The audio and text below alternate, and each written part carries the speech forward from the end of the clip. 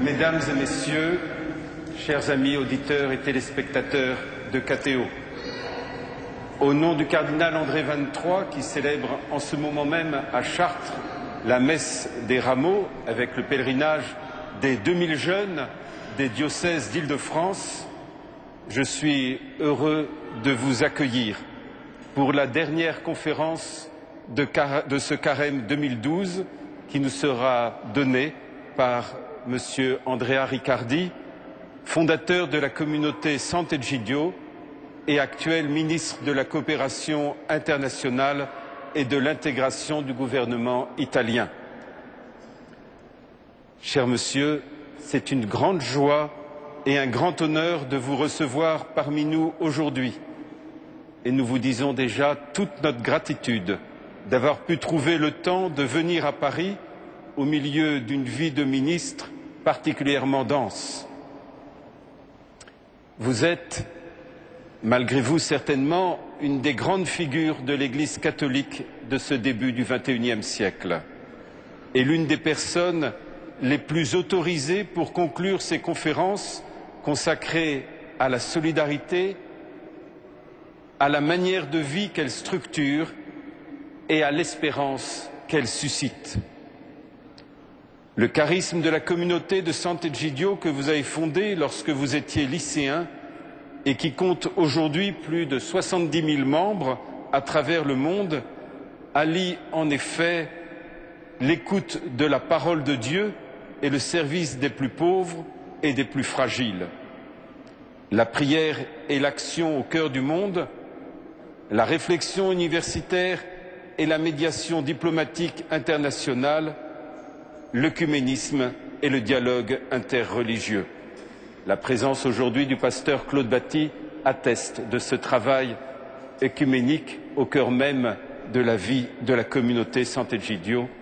Bonjour Monsieur le pasteur, merci d'être avec nous pour cette conférence. Votre conférence nous aidera certainement à comprendre comment ces différents aspects de la mission de Sant'Egidio ne sont pas simplement juxtaposés, mais jaillissent les uns des autres, tout comme au lendemain du Concile Vatican II, un premier projet de soutien scolaire auprès des jeunes de quartiers défavorisés de Rome a surgi de votre contemplation de l'Évangile avec un groupe de lycéens. Depuis la première conférence de ce carême donnée par le cardinal Angelo Scola, une autre grande personnalité italienne, les témoignages et la réflexion des conférenciers nous ont permis de comprendre que tout l'enjeu, quand on parle de solidarité, est d'abord de ne pas se résigner. Ne pas se résigner et ensuite agir, bien sûr. Mais ne pas agir à cause d'un impératif moral culpabilisateur qui se ferait petit à petit plus insistant, mais plutôt par la grâce d'un regard transformé et aimant sur le monde et particulièrement sur les plus petits. C'est ce regard bienveillant et accueillant que les missionnaires de Hosanna dans la ville ont cherché à poser tout au long de ces 3 jours sur ceux et celles qui sont passés sur le parvis de la cathédrale. C'est ce regard que le Christ d'abord pose sur chacun d'entre nous. C'est ce regard miséricordieux du Seigneur que nous sommes invités à accueillir au moment où, avec toute l'Église, nous l'accompagnons dans le mystère de sa mort et de sa résurrection. Mesdames et Messieurs, juste avant de donner la parole à Andrea Riccardi, je vous rappelle que le texte de ces conférences vient de paraître aux éditions Parole et Silence et je me fais déjà l'interprète de tous en remerciant Régis Brunet et Philippine de Saint-Pierre de KTO pour l'animation très réussie, je crois, des temps de questions aux conférenciers. Je dis également encore une fois notre reconnaissance au recteur de la cathédrale, aux bénévoles et à tout le personnel de la cathédrale. Cher Monsieur le ministre, nous vous écoutons maintenant.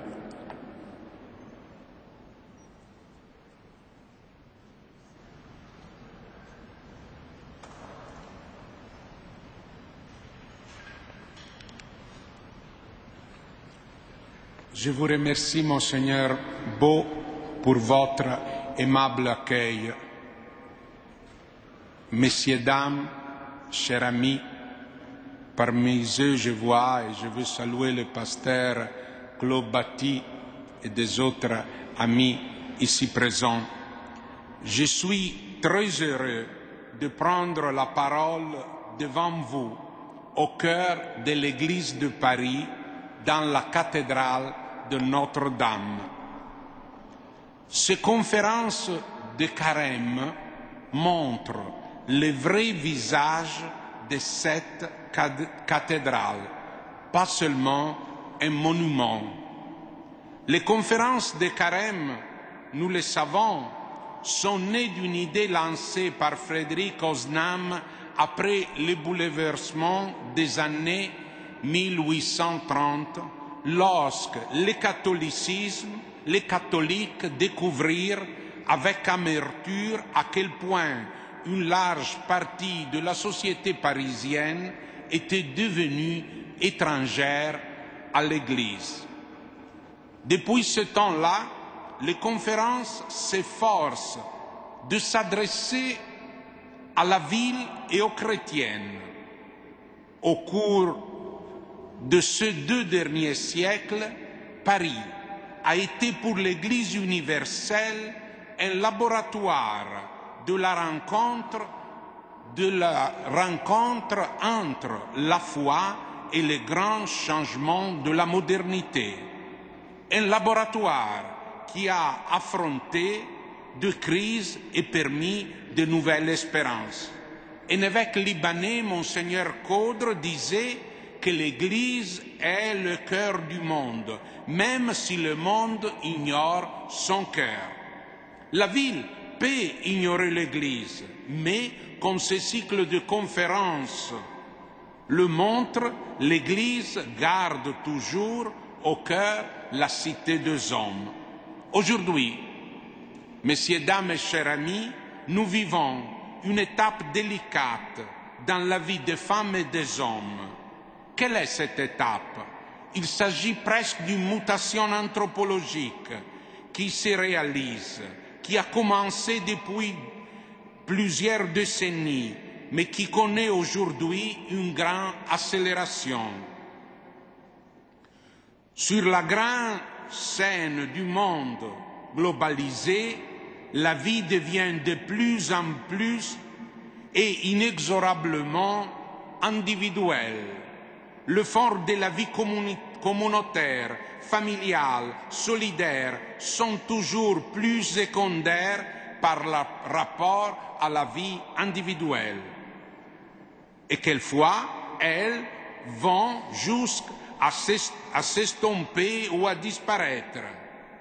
Même si ce changement se produit sans rupture, c'est radical, surtout pour les jeunes et les jeunes adultes. Ainsi, par exemple, l'organisation et la forme du travail, de la vie professionnelle évoluent. Et lorsque le travail évolue, c'est toute la vie de l'homme qui change. L'Église, depuis le XIXe siècle, a compris que les changements radicaux dans le monde du travail sont 2 étapes délicates pour l'humanité. Ces derniers temps, nous, chrétiens, avons peut-être moins réfléchi sur ces questions. Pourtant, le travail continue à changer à cause de la compétitivité du marché. En particulier, la notion d'emploi fixe, qui pour ma génération a porté l'engagement d'une vie, existe beaucoup moins ou n'existe plus. La flexibilité du travail, les horaires, la technicité des tâches exigent de la femme et de l'homme de nos pays un dévouement qui modèle l'organisation du temps et la manière de vivre. En France, ces mutations sont visibles depuis un certain moment. En Italie, nous vivons actuellement ces transformations d'une manière accélérée, très accélérée. Par ailleurs, dans un monde où l'on travaille beaucoup, l'homme sans travail ressent plus fort encore sa mise à part. Les réformes du marché du travail sont complexes. La compétitivité exigée a aussi des répercussions sur la manière d'étudier et sur la manière d'être jeune. Enfin, la capacité d'action de l'État, l'État-providence, se réduit de manière impressionnante. En dépit de ces défaillances, l'État social donnait le sentiment que chacun était accompagné, soutenu par un réseau de solidarité. Aujourd'hui, chacun est plus seul pour affronter la précarité de sa situation professionnelle, plus seul pour relever le défi qui consiste à rester toujours sur les marchés du travail, plus seul. Même si cette question n'est pas au centre de mon propos aujourd'hui, elle me permet de mettre en évidence cette réalité que l'on rencontre de plus en plus. Aujourd'hui, la femme et l'homme sont davantage seuls. Pour nous, Italiens, le taux de natalité français élevé est très intéressant. Mais ce qui me surprend, qui me frappe, c'est le fait qu'en 2010, plus de la moitié des enfants en France sont nés de parents non mariés.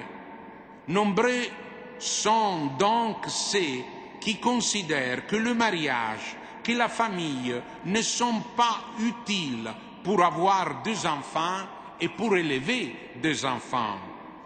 On pense même que l'on peut être mère en étant seul.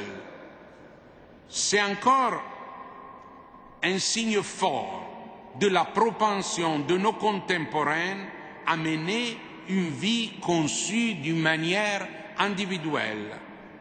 La famille souvent apparaît comme un lien trop pesant, pas indispensable pour un parcours individuel. On pense parfois qu'avoir un enfant c'est très bien, mais l'avoir seul. L'affectivité, la sexualité sont souvent vécues sans lien stable de caractère familial. Au recensement de 2007, il apparaît que presque 9 millions de Français vivaient seuls. Du reste,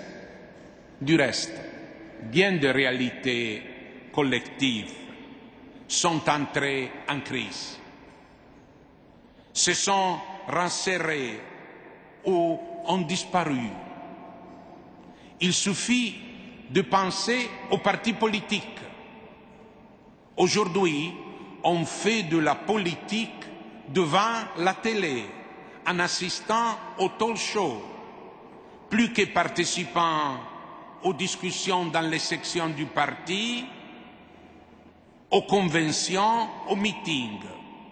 Les rêves collectifs de rédemption politique, cultivés pendant plus d'un siècle par les mouvements socialistes, ces rêves-là se sont évanouis. Après-guerre, la salut politique du prolétariat s'était présenté comme le grand défi dans le Paris du cardinal Suard. Et le cardinal Suard avait envoyé les prêtres-ouviers témoigner un autre salut. Mais ce sont des temps passés. La réalité, c'est que l'on vit de plus en plus seul. Nous sommes plus seuls. Cela ne veut pas dire que l'on vit de façon asociale. mais sans la stabilité des liens et sans un filet social de protection moindre. L'esprit de temps consiste à croire que l'on se sauve seul. L'esprit de temps est qu'être seul, ce n'est pas si mal. Or, on ne plaisante pas avec l'esprit du temps. Le père de la psychanalyse de profondeur, Jung, écrivait, je cite, « L'esprit du temps est une religion à caractère irrationnel, mais qui a la propriété ingrate de vouloir s'affirmer comme critère de vérité et qui prétend avoir pour soi toute la rationalité. » Et Jung continue.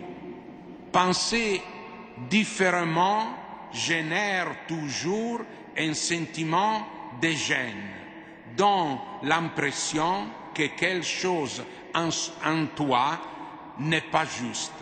Fin de la citation. Le message implicite et explicite de l'esprit du temps, tel qu'il est véhiculé par les médias, par l'éducation, par les expériences, par les échecs et les succès, le message se résume à l'idée que l'on vit, que l'on se sauve seul, que l'on se sauve seul. Cette solitude marque, même en profondeur, la demande religieuse. Lorsqu'elle existe, elle marque la demande religieuse. On recherche une bouffée ou une expérience de spiritualité pour son équilibre personnel. D'aucuns ont parlé de religion à la carte individuelle. C'est l'esprit du temps. Et l'on ne plaisante pas avec l'esprit du temps. La solitude est, c'est clair, un poids supplémentaire pour ceux qui sont fragiles, pauvres, âgés. Tous ceux qui restent en dehors du marché du travail souffrent davantage de la solitude. Les jeunes, les chômeurs, les personnes qui ont perdu leur travail, ceux qui sont à la porte de l'âge de la retraite. Pourtant, la solitude, bon, cher ami, on peut utiliser d'autres expressions, mais il faut dire pour s'entendre la solitude peut aussi être une sorte d'ivresse. Oui, ivresse. Pour celles qui voient leur vie comme un défi individuel, qui mènent leur carrière, qui se lancent dans la compétition. Le fait de vivre de la manière individuelle, la vie individuelle, constitue une large partie de l'esprit de notre temps. D'aucuns pourront trouver mes propos, mes affirmations trop pessimistes, mais je crois qu'elles relèvent une tendance grandissante qu'il convient reconnaître et affronter. Notre Église, nous chrétiens, notre Église peut se sentir mal à l'aise. La dimension de la solidarité dans le monde du travail, la dimension de la solidarité dans les rapports entre le Nord et le Sud a été l'objet de décennies d'actions de chrétiens. Nous venons du Concile Vatican II, dont nous commémorons cette année le 50e anniversaire de l'ouverture. Le Concile présente l'Église comme peuple de Dieu. Le Concile nous a aidés à redécouvrir la dimension communautaire de notre foi. En l'espace de 50 ans, nos institutions traditionnelles ont renforcé leur caractère communautaire, de la paroisse à la communauté paroissiale. Dans l'espace d'un demi-siècle, les solidarités se sont affirmées. La vie de nos communautés a accompagné nos existences chrétiennes. L'Église est une communion. C'est le titre d'un livre à succès publié au début du Concile. Mais alors, quoi faire? Quoi faire avec l'actuel esprit du temps? Quoi faire? Émile Poulain, historien et sociologue du christianisme, nous apprend qu'il s'agit d'une question récurrente pour l'Église. Faut-il ou non, faut-il s'adapter à l'esprit du temps? Car si nous ne nous adaptons pas, si nous ne nous adaptons pas, cette autre question surgit spontanément. Ne serions-nous que les anciens combattants de la solidarité? Ne serons-nous les anciens combattants de la communauté? Comment nous lancer avec courage au-devant de nos contemporains qui sont si attachés à leurs prérogatives d'individus? Devons-nous inventer des formes de christianisme capables de s'adapter aux besoins individuels de spiritualité?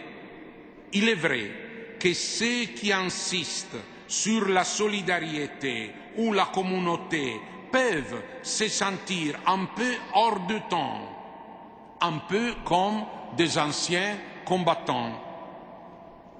Reste que, comme l'écrivait le cardinal Ratzinger il y a quelques années, une opposition est nécessaire contre la banalité du temps.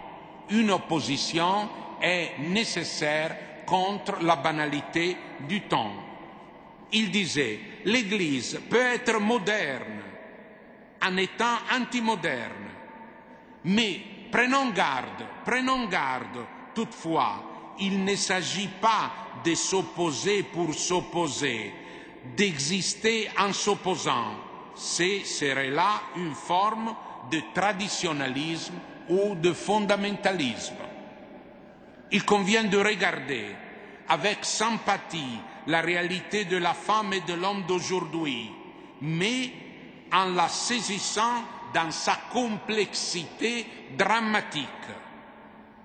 La fréquentation de gens nous apprend bien des choses. Les femmes et les hommes que nous rencontrons dans nos communautés ou qui frappent à notre port sont souvent blessés par la vie et blessés par la solitude.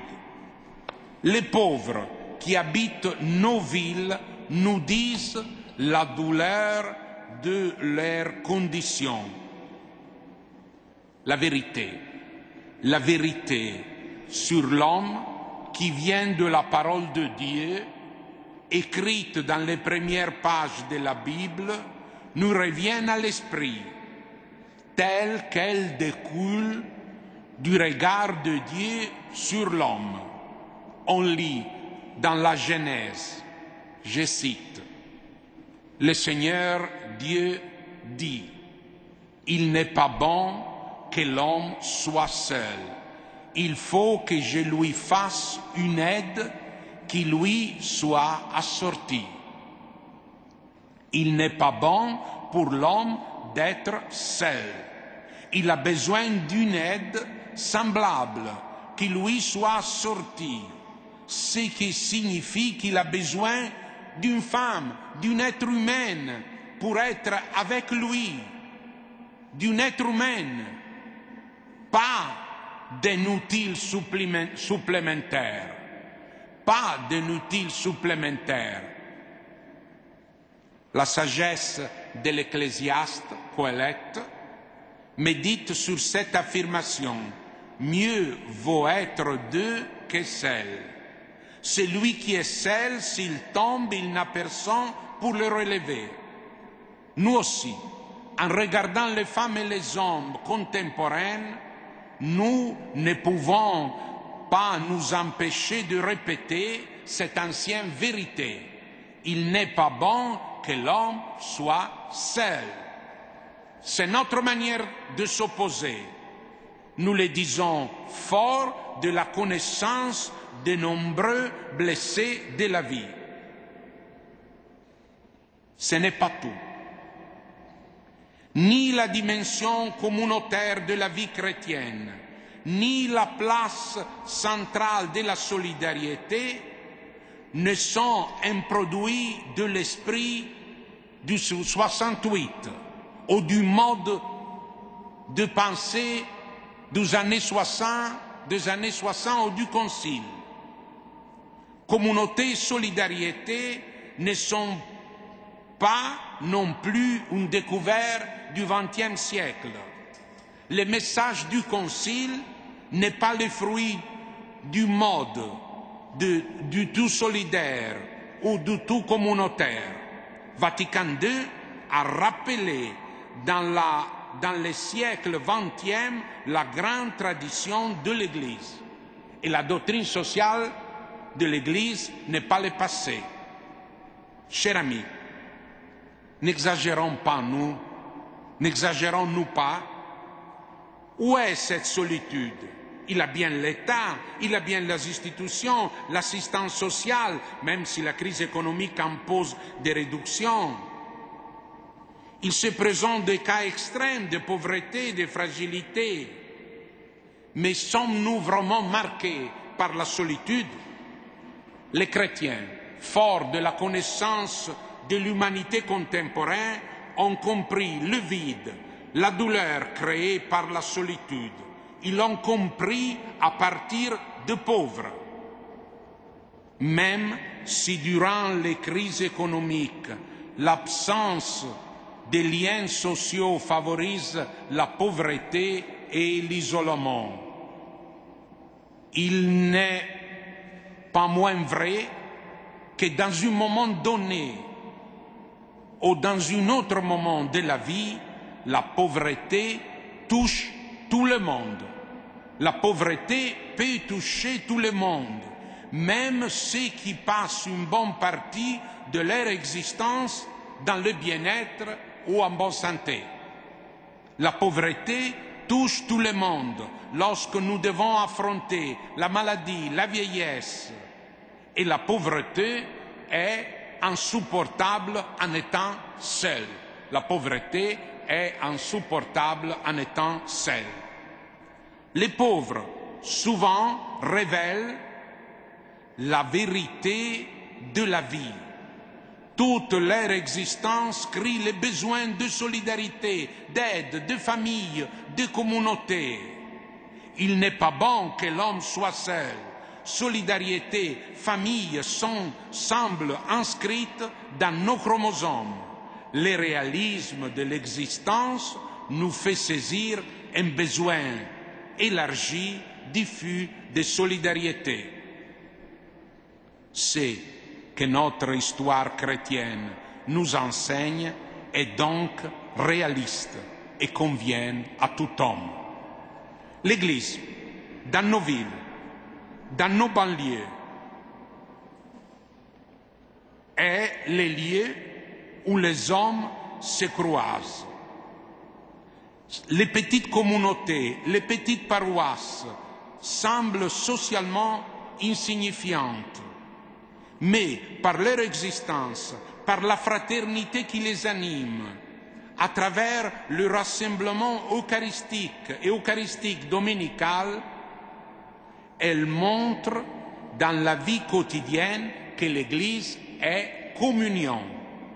Le Concile a proposé cette vérité de toujours dans la Constitution Lumen Gentium. Il dit: le bon vouloir de Dieu a été que les hommes ne reçoivent pas la sanctification et le salut séparément, hors de tout lien mutuel.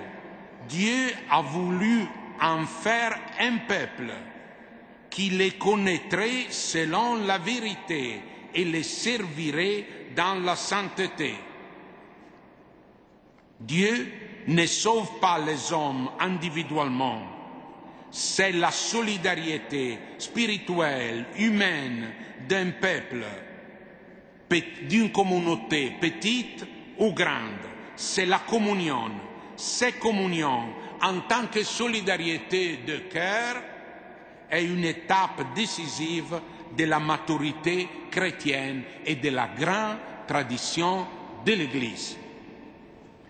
Dans l'expérience des chrétiens d'aujourd'hui, dans l'expérience des générations qui nous ont précédés, est inscrite cette grande conviction. On ne se sauve pas seul. Dans les murs, dans l'art de cette belle cathédrale, il y a cette conviction. On ne se sauve pas seul. Je ne veux pas revenir sur les carrières individuelles que chacun accomplit dans sa vie, sur le travail, sont des nécessités, sont des expressions de la créativité humaine, mais elles ne suffisent pas. Nous les reconnaissons dans les moments de vérité de notre vie. Pourtant, souvent, l'esprit du temps nous laisse croire que tout est individuel, que mon bonheur ne passe pas par le partage du bonheur des autres. Nous serons obligés de marcher seuls. Non, on ne se sauve pas seul. Se sauver seul, c'est dans une certaine manière l'évangile de ce monde. C'est l'évangile autosuffisant de ce monde. Nous touchons ici, messieurs, dames, chers amis, un point important. Au début de la semaine sainte, levons nos yeux vers le Christ crucifié et nous voyons qu'ils vont jusqu'au pied de la croix à lui crier l'évangile de ce monde. Selon Luc, les chefs autour de la croix criaient. Il en a sauvé d'autres. Qu'il se sauve lui-même. Et les soldats, si tu es le roi des Juifs, sauve toi-même. Et l'un des malfaiteurs, sauve toi-même. Jésus refuse de se sauver lui-même. C'est ce qu'il enseigne à ses disciples. Celui qui cherche à sauver sa vie la perdra, et celui qui perd sa vie la sauvera. Jésus, sur la croix, remet sa vie au Père dans un grand cri. Père, en tes mains, je remets mon esprit. Perdre sa vie avec les autres, c'est l'évangile du Maître.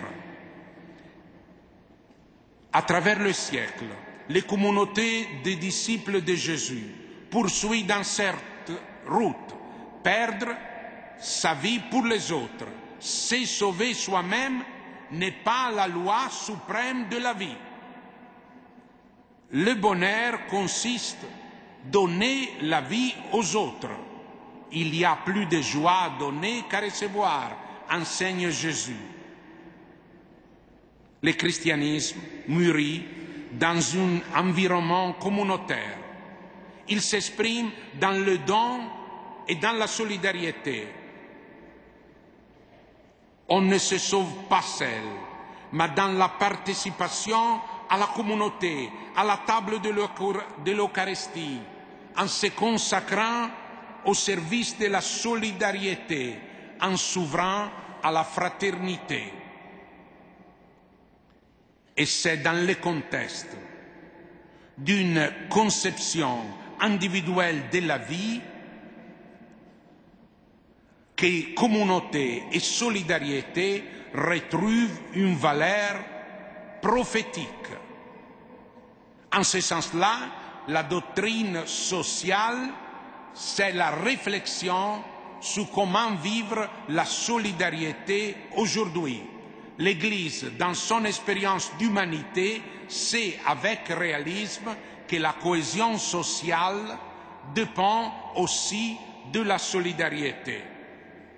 Le drame du XIXe et du XXe siècle a été le divorce entre la foi religieuse et les luttes sociales, entre le christianisme et le socialisme, entre la spiritualité et la solidarité.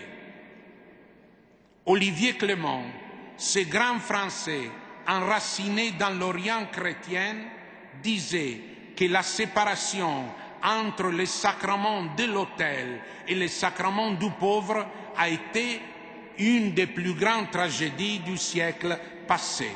Mais aujourd'hui, le monde est changé.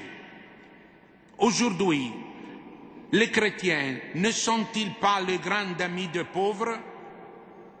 Au début du XXIe siècle, nous avons la possibilité d'opérer une synthèse vitale entre la dimension spirituelle et la dimension solidaire.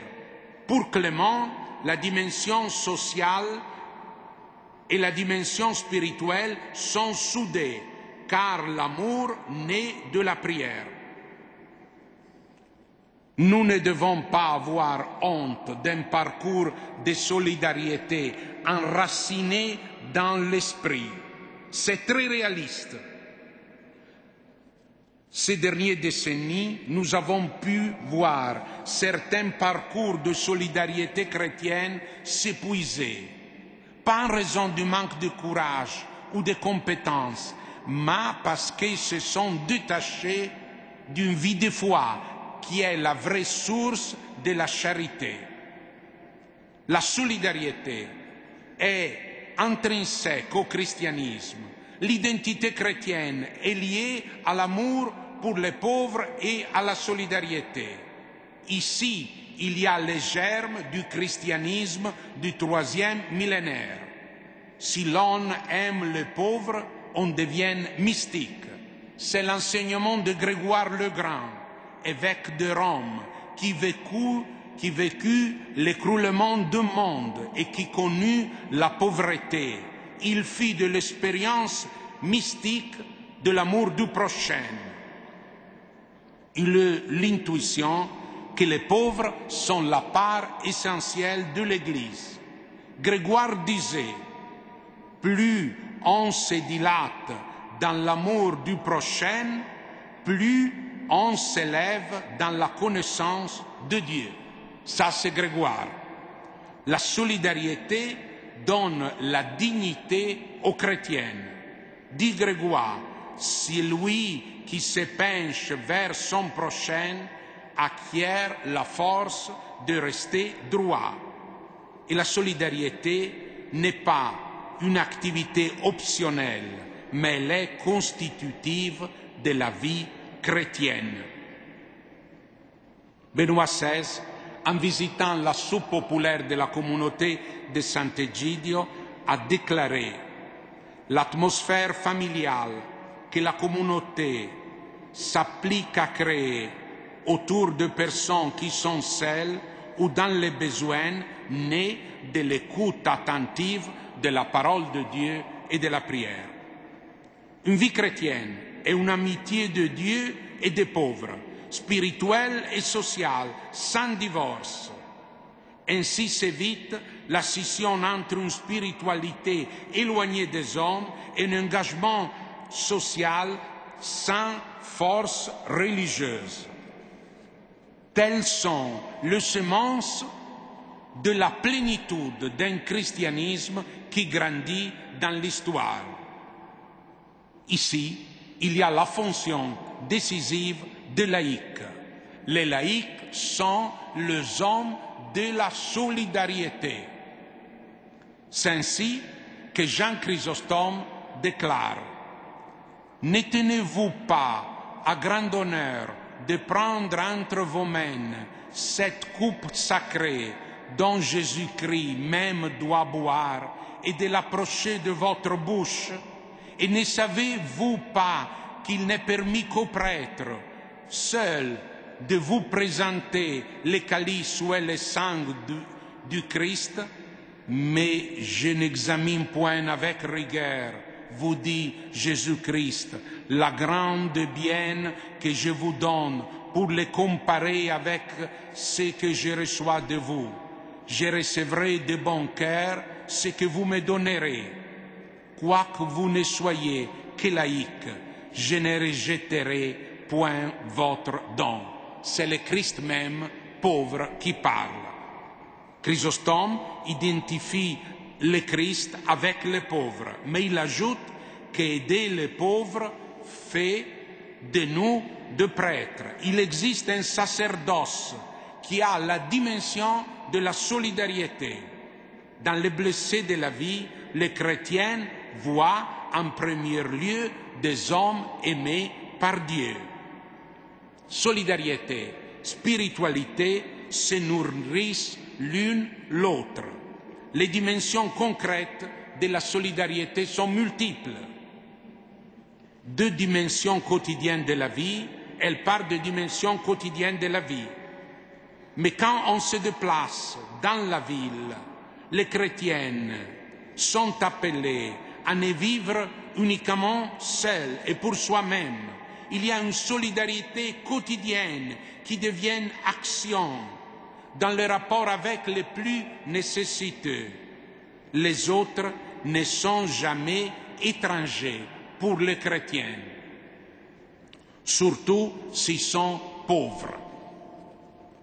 Pour arriver à ma conclusion, je veux dire que dans un monde globalisé, où, à travers les médias, on voit tout, même les drames lointains, peut-on rester indifférent à la demande de solidarité des régions reculées? Jean-Paul II parlait d'une mondialisation de la solidarité dans un monde globalisé. Oui, dans ce monde globalisé, il faut mondialiser la solidarité. Cette mondialisation permet la pratique d'un lien entre nous et les peuples lointains, qui n'est pas dicté par les lois du marché mondial. Alors, il existe plusieurs niveaux pour vivre la solidarité, du niveau global au niveau local, jusqu'au niveau irréductible de la vie personnelle de chacun de nous. Oui, la solidarité germe d'une vie chrétienne authentique, mais la solidarité aussi est un besoin profond humain, car sans solidarité, le monde se déshumanise.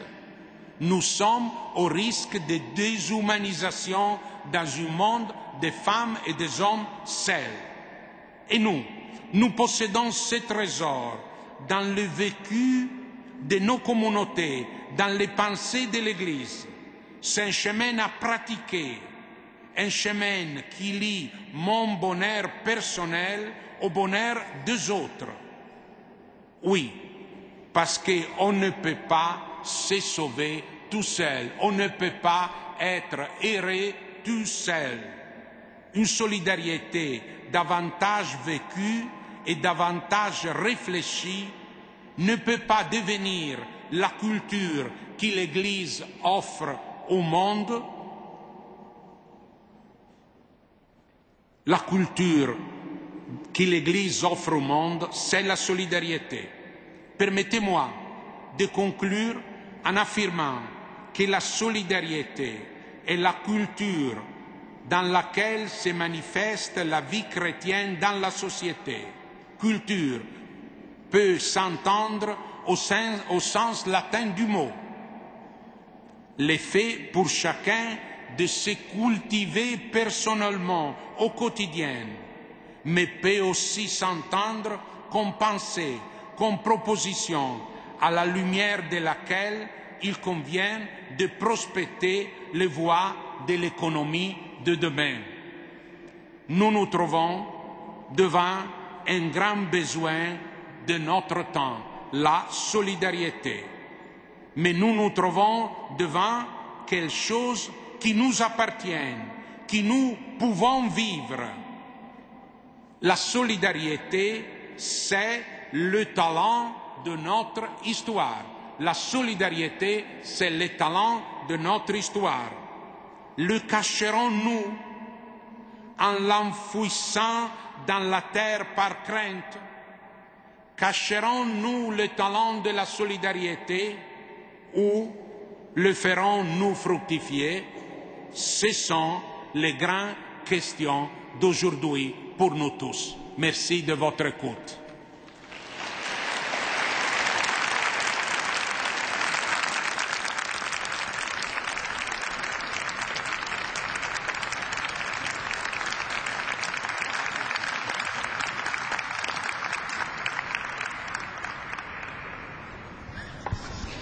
Bonjour, après avoir entendu la conférence véhémente de M. Riccardi, il est temps de passer au second temps de notre après-midi qui est le temps des questions. Alors le principe, vous le connaissez, il est toujours le même. Si vous désirez poser une question, vous l'inscrivez sur le papier qui vous a été distribué et les bénévoles de la cathédrale le transmettront à Philippine de Saint-Pierre qui se trouve au premier rang et qui les centralise pour vous et qui se chargera de les poser.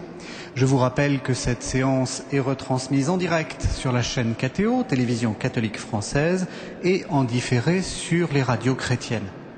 Pour laisser le temps à l'Assemblée de poser ces questions, certainement nombreuses, je me permets, professeur, de vous poser une première question qui va peut-être un peu reprendre ce que vous avez dit.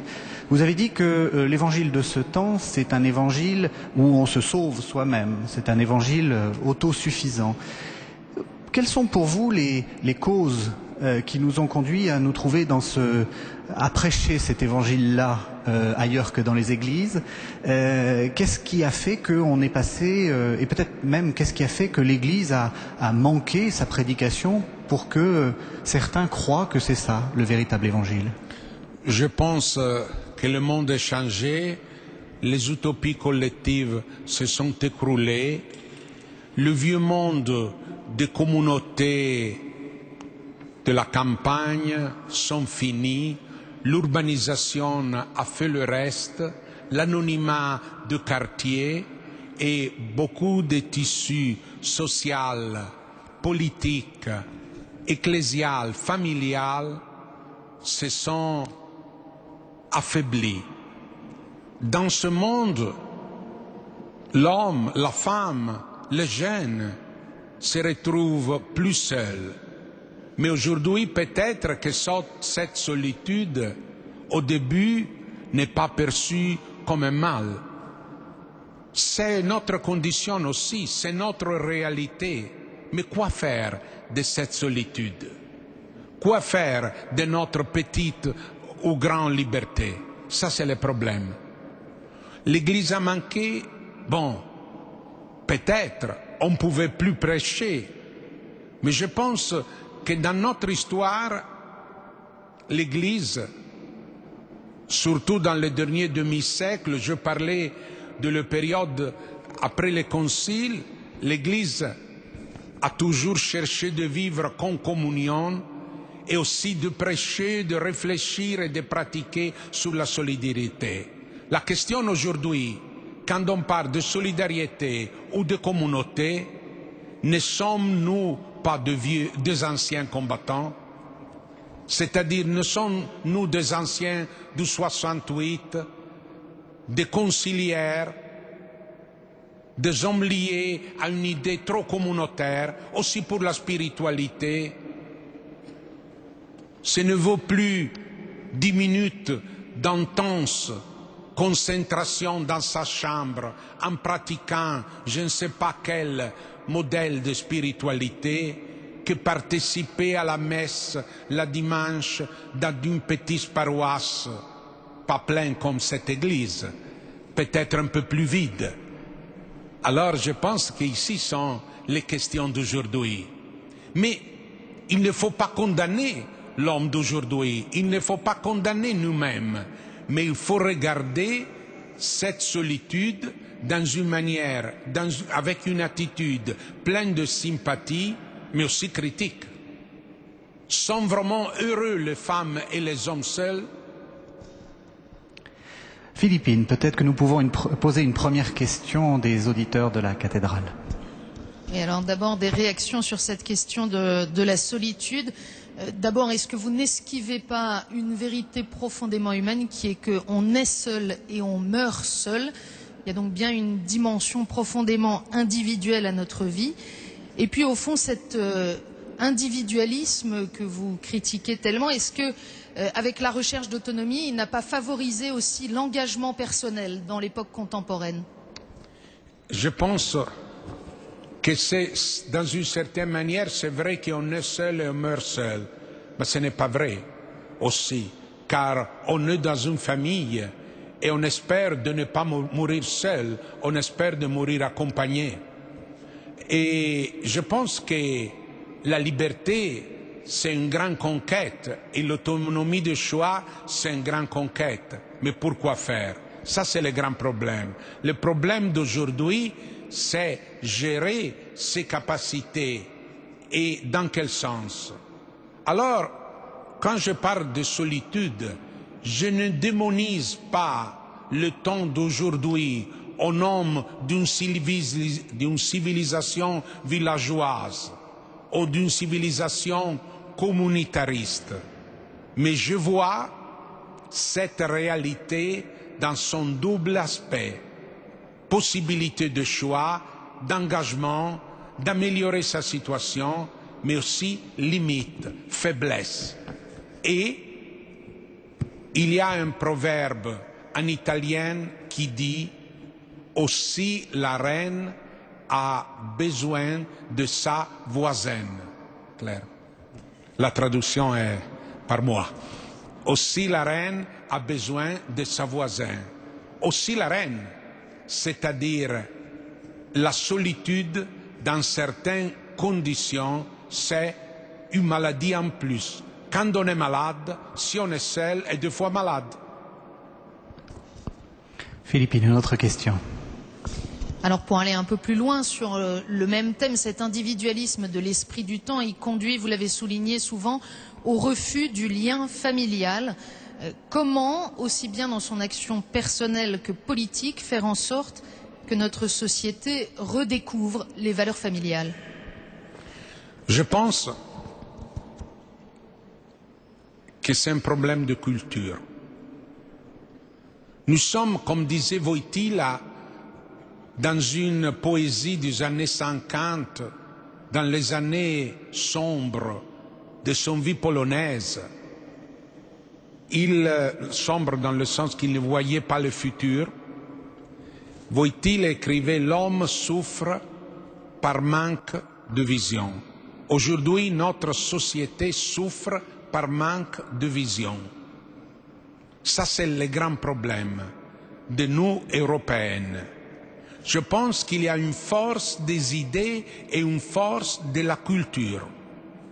Je pense qu'il faut travailler sur la vie, bien entendu, il faut vivre, mais il faut aussi avoir le courage de proposer des idées et un tissu culturel. En ce cadre-là, la famille, et je dirais la dimension familiale de l'existence humaine, ça devient une question capitale au point de vue anthropologique. Et je crois que l'Église de Paris, c'est l'intuition du cardinal Lustiger poursuivi par le cardinal Ventroy, est un lieu qui a accepté le défi de la modernité en vivant en tant qu'Église, mais aussi en produisant culture. Jean-Paul II disait à l'UNESCO que la foi doit devenir culture, autrement elle meurt. Quand il disait ça, quand je l'écoutais aux années 80, j'ai resté un peu choqué. Je disais, mais non, la foi c'est une chose, la culture c'est une autre. Si, la foi c'est une chose, la culture c'est une autre. Mais la foi doit devenir réflexion, proposition, tissu culturel, climat humain. En ce sens-là, la famille peut renaître.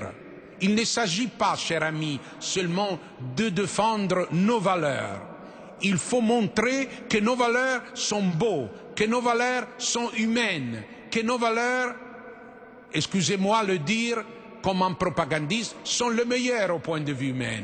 Sont ceux qui rendent plus heureux. Ils sont viables. Autrement, nous deviendrons de dames et de messieurs qui disent « nous avons des valeurs ». Non, il faut créer une culture belle qui transmet l'idée que la vie, c'est une vie familiale au sens strict du mot et au sens large du mot. Je me permets de rebondir sur la question, professeur. C'est vrai, c'est ce qu'il faut faire. Le problème, c'est que la culture que l'on est en train de proposer, c'est une culture qu'on a déjà vue, qui est la culture qui a été dominante jusqu'au 19e, 20e siècle, comme vous l'avez dit très bien, et que on sent qu'une certaine frange de la population a massivement refusé. Alors comment est-ce qu'on fait pour promouvoir une culture qui est déjà trop connue et pour ne pas voir venir, vous voyez, on a l'impression que les gens se disent oui bon, c'est encore l'Église qui nous repropose sa vieille marchandise. Oui, il y a une différence entre l'Italie et la France. C'est-à-dire, en France, c'est ce que vous dites. C'est-à-dire, en France, on peut constater la crise d'une culture qu'on propose en gros depuis 2 siècles. Je pense en Italie c'est un peu différent. C'est-à-dire en Italie il y a une culture que je dirais plus traditionnelle et de peuple. Mais je pense qu'on ne doit pas avoir peur des hégémonies culturelles.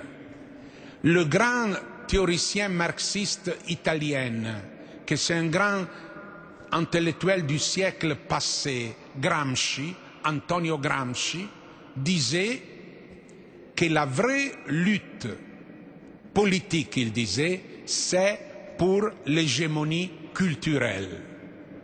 C'est-à-dire, il ne s'agit pas d'être la majorité ou la minorité. Il faut avoir la capacité de se présenter. Alors il y a des hommes dans l'histoire. Je parlais du cardinal Lustiger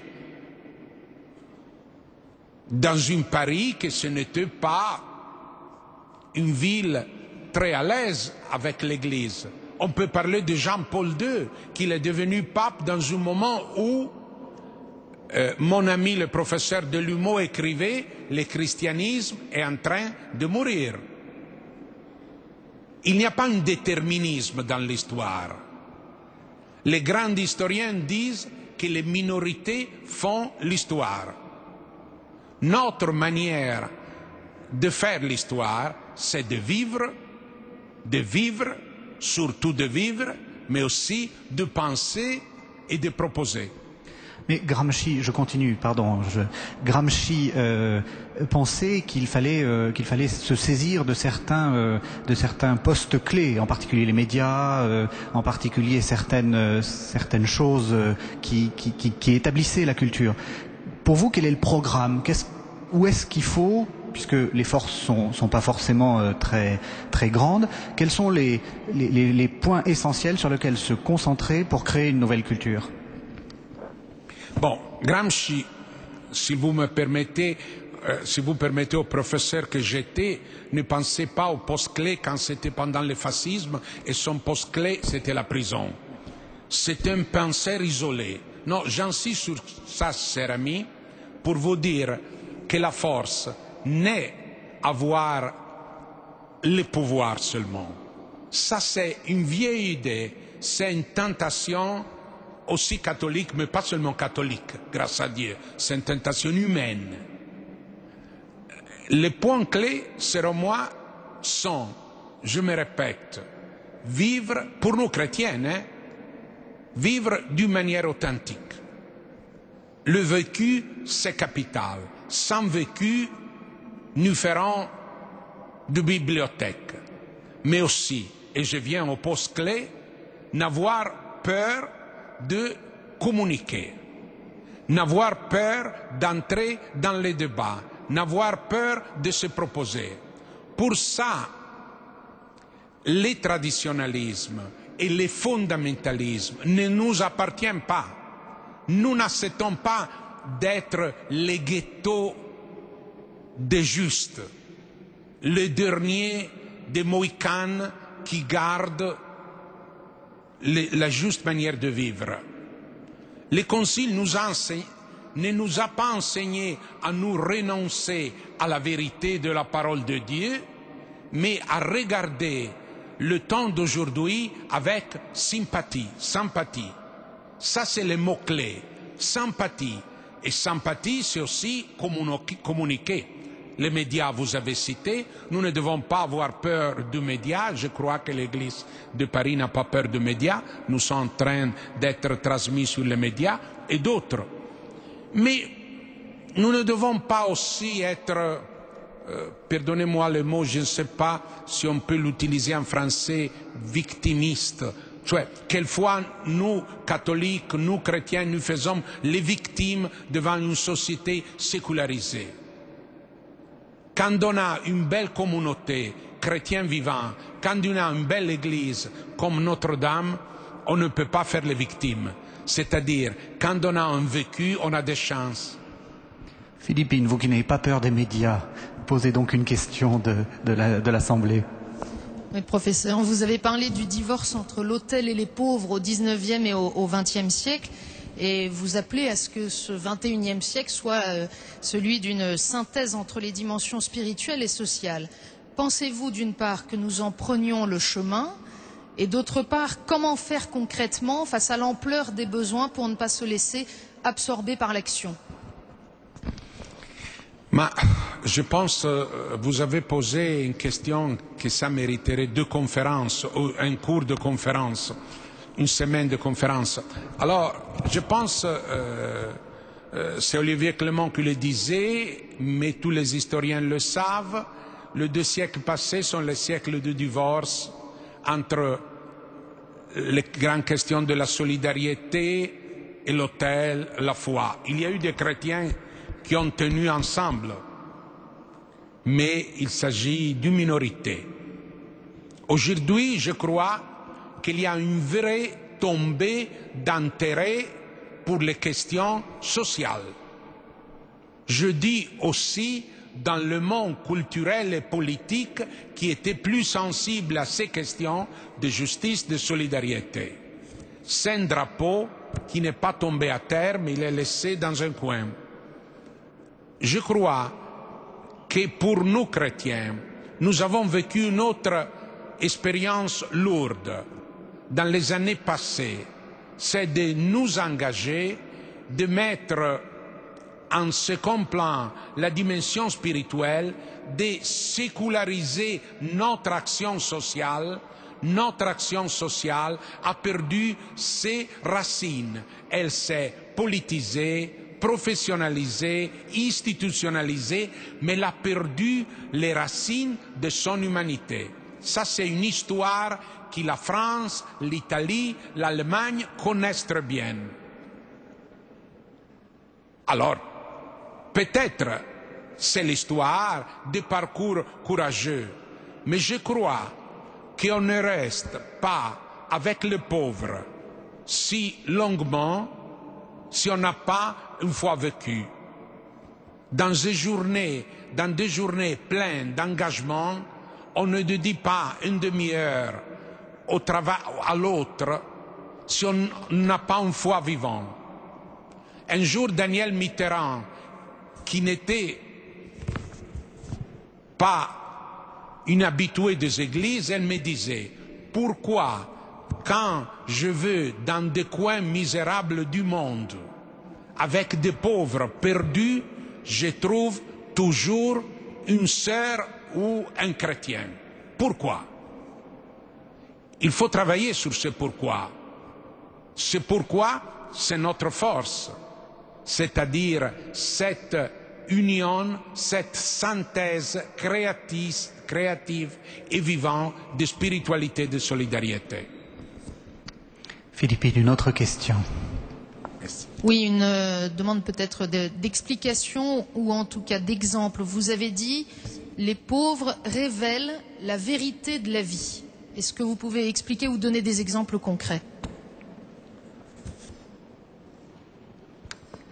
Oui, je crois que les pauvres sont les autres. On n'aime pas être avec les pauvres. On a peur de contagion de pauvres. Les pauvres sont les blessés de la vie. C'est mieux être entre nous. Sains, bien habillés, on dit, et décorés, éduqués. Mais dans notre vie personnelle, chacun de nous a vécu des moments de faiblesse, blessé par la vie, et on s'est retrouvé pauvre. On s'est retrouvé seul, malade, perdu. Il y a. Ou quand on devient vieux, aussi, si on est riche, on se retrouve pauvre. Quand on est abandonné par ceux qui nous aiment, on se retrouve pauvre. Je dis les pauvres représentent la vérité de la vie, car les pauvres représentent et manifestent aussi la faiblesse de l'homme et de la femme.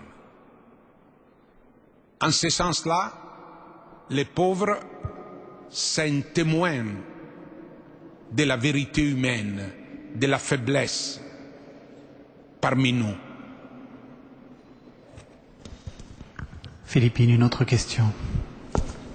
Plusieurs questions sur le même thème. On voudrait vous interroger sur le comment faire. Vous avez parlé de la crise ou des limites, en tout cas de l'État-providence et des systèmes institutionnels de solidarité. Comment faire dans la société qui est la nôtre pour mettre en place plus de solidarité et une solidarité qui ne se fasse pas aux dépens de la responsabilité?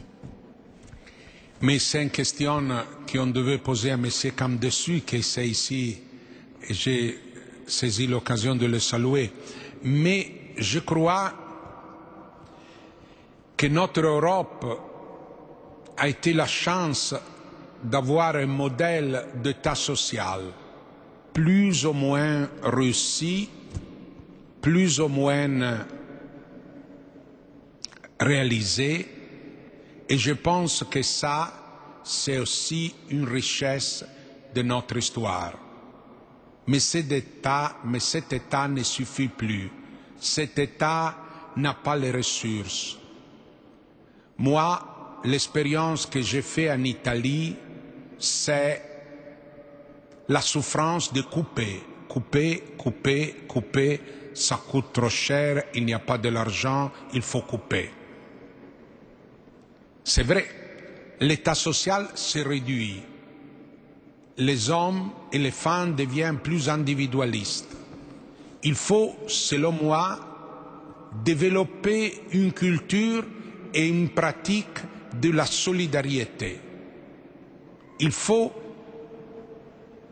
que les dons, que les partages entrent dans la culture. C'est notre cher ami bataille culturelle à faire. Je pense que l'État n'est pas la providence, mais qu'il faut demander à la société d'être plus solidaire. Ça, c'est le point. C'est un point capital, surtout quand nos pays se trouvent devant une crise économique qui n'est pas finie et qui dure. Alors, quoi faire? Quoi faire avec des hommes et des femmes qui perdent leur travail à 50 ans et ils ne sont pas à l'âge de la retraite. C'est une vraie traversée dans le désert pour des hommes, des femmes, des familles. Alors je crois que le développement d'une culture et d'une pratique solidaire soit une nécessité. Et que ça, c'est une marche, c'est un passage que nous devons faire. Vous pensez qu'on peut le faire sans qu'il y ait de violence, sans qu'il y ait de crise, sans qu'il y ait quelque chose qui nous oblige finalement à le faire? Parce que c'est vrai, hein, c'est bien de dire il faut être solidaire, mais comment est-ce qu'on passe de l'incantation à la réalité? Ça, c'est toujours compliqué, cher ami. C'est facile de dire il faut être solidaire. C'est facile de demander comment. Et c'est difficile, pas seulement de le dire, mais de le vivre. J'ai une peur, je le dis avec franchise dans ce moment. Dans la grande crise économique, tout le monde devient plus préoccupé, plus agressif, plus tendu. Il y a des folies individuelles et collectives qui se développent. Et se développent quelquefois dans des hommes et des femmes seuls.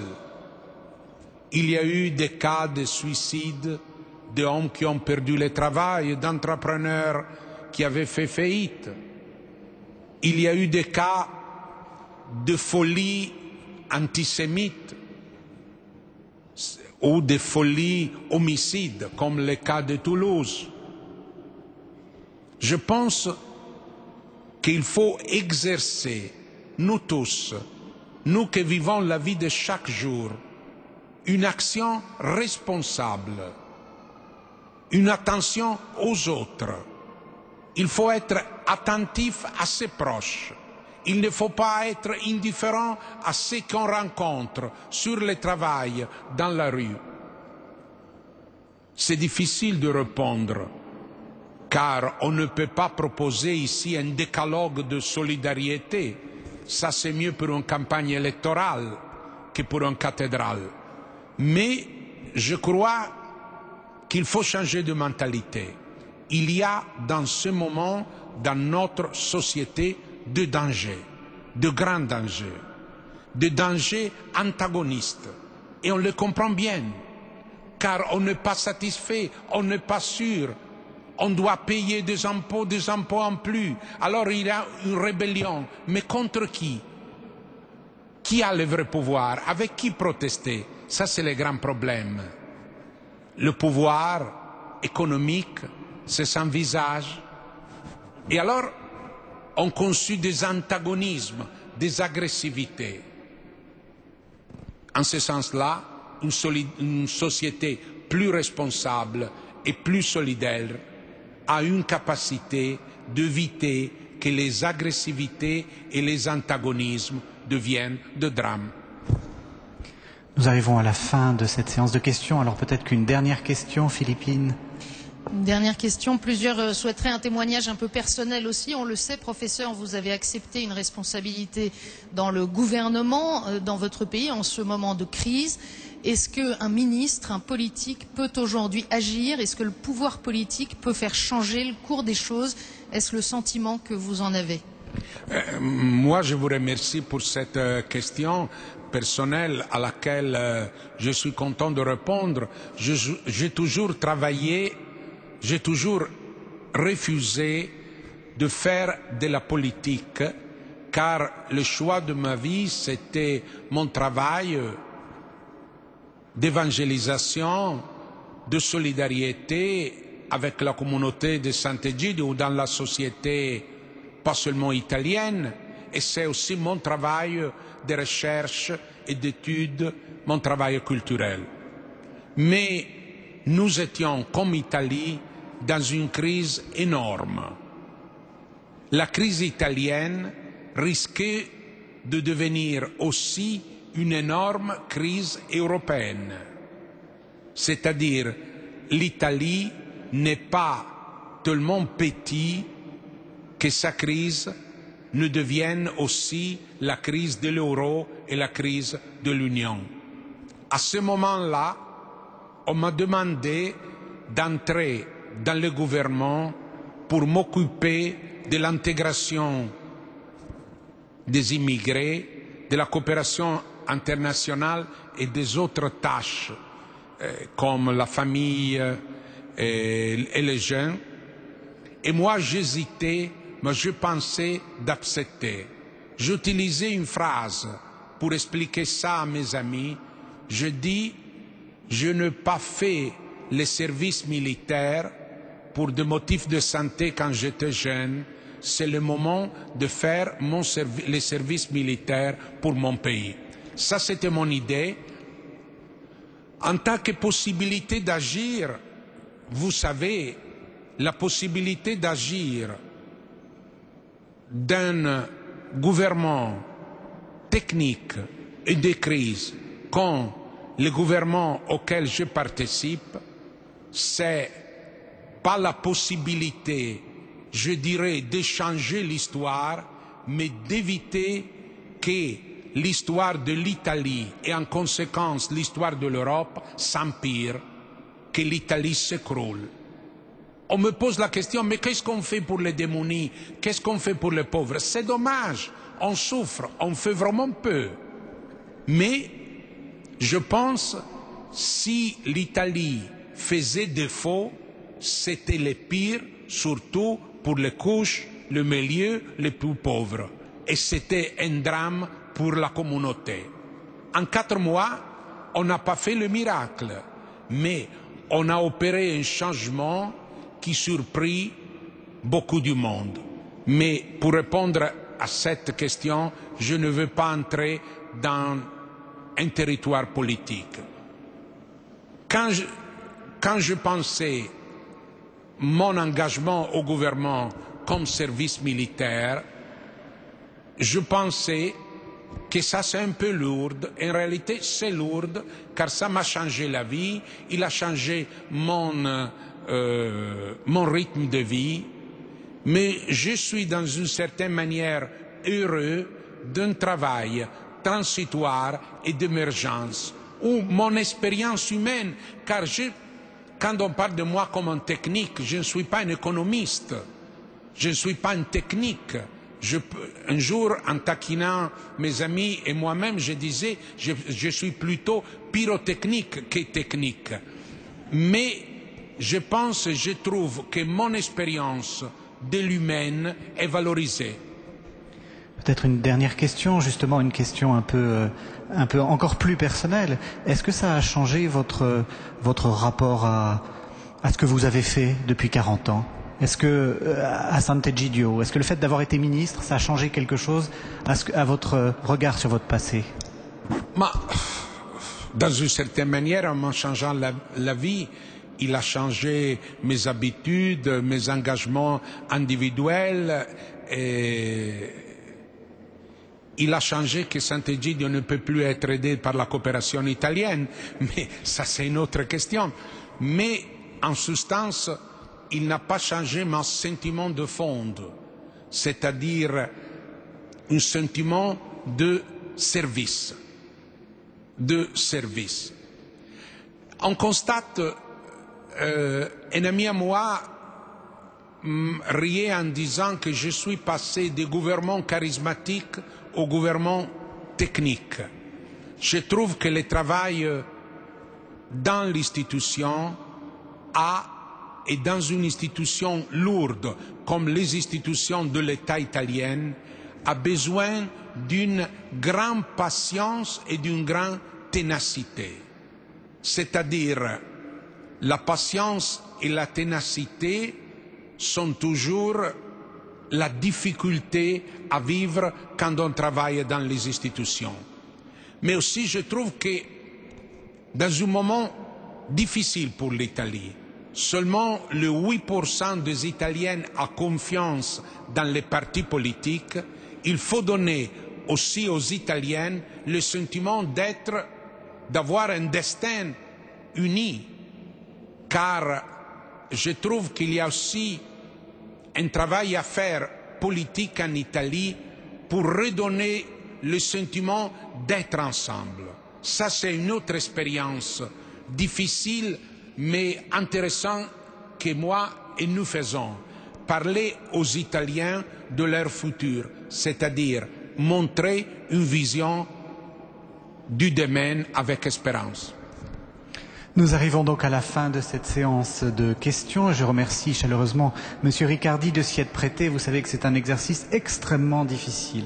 Nous sommes également à la fin de ce cycle de conférences de Carême et je vous remercie tous pour votre fidélité. Vous avez été nombreux à nous suivre et la qualité des questions prouve l'intérêt du thème et des conférences. J'invite les téléspectateurs de KTO ainsi que vous qui nous suivez depuis la cathédrale de rester avec nous puisque nous allons suivre les vêpres et puis ces vêpres seront suivis par la messe du dimanche des Rameaux. Merci à tous.